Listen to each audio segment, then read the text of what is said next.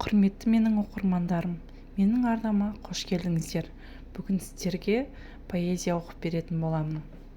Егер менің оқыған поэзияларым ұнаса, лүпішені аямай басып, маған арнама жазылып кетулеріңізді өтінемін. Менен ұзап кеткенде жырақ қарман, көз жасымды тия алмай жылап қалғам. Ерегісіп, сырғанап мұз үстінде, талай рет жығылып құлап далғам. Жаяу ғана асам деп қыраттардан, тау қопарып өтем деп сынақтардан. Менен бәрі алыстап кеткен кезде, жүрегіме сыбырлап сырақтарғам. Албырт сезім апарып құлатқаннан, құрысын деп махаббат бұлап далғам.